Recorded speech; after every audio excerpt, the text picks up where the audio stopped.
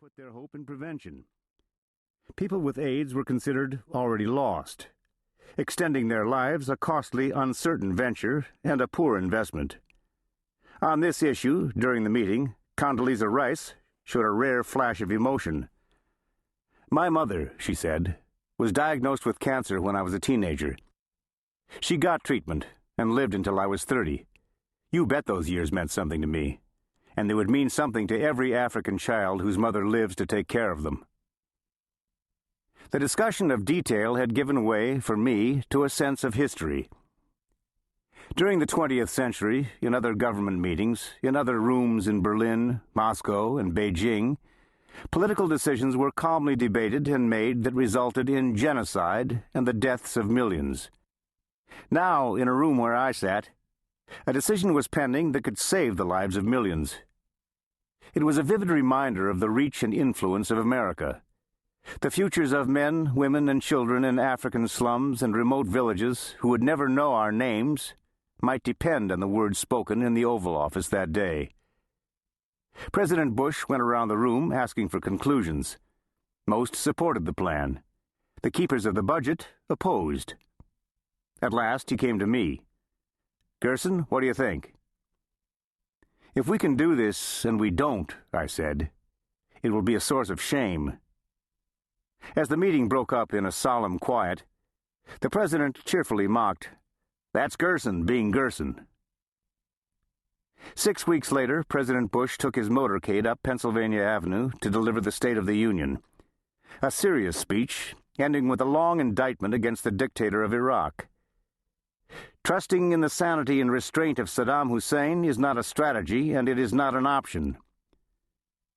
No one expected Africa or AIDS to make an appearance.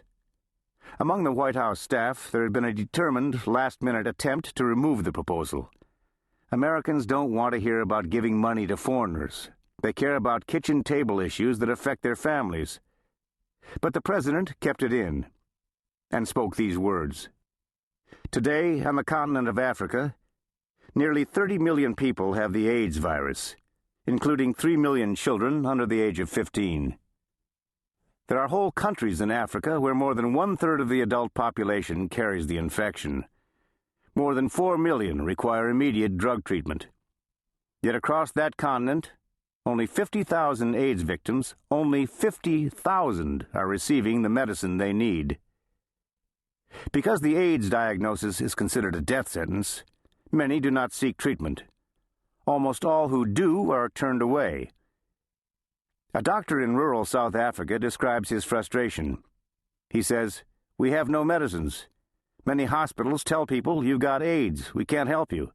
Go home and die.' In an age of miraculous medicines, no person should have to hear those words." Ladies and gentlemen, seldom has history offered a greater opportunity to do so much for so many. To meet a severe and urgent crisis abroad, tonight I propose the Emergency Plan for AIDS Relief, a work of mercy beyond all current international efforts to help the people of Africa. I ask the Congress to commit $15 billion over the next 5 years, including nearly $10 billion in new money to turn the tide against AIDS in the most afflicted nations of Africa and the Caribbean. In my time at the White House, these were not the most eloquent words I wrote for the President of the United States, but they were the most satisfying. Less than 3 years later, outside Kampala, Uganda, my Jeep neared the end of a long dirt road where I was met by an escort of 24 women who sang and danced in front of my car for a quarter of a mile to a squatters' camp called the Ajoli Quarter.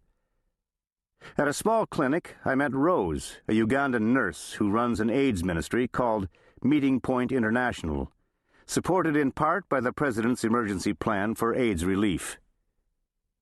The Ajoli Quarter is the home of striking contrasts. The village is really a densely populated slum, with mud houses and open sewers. A great tide of Central Africa's problems and horrors has lapped up on the side of this steep Ugandan hill. 90% of the residents are women or children, refugees from up north, where a brutal, cultish rebel group called the Lord's Resistance Army killed large numbers of the men.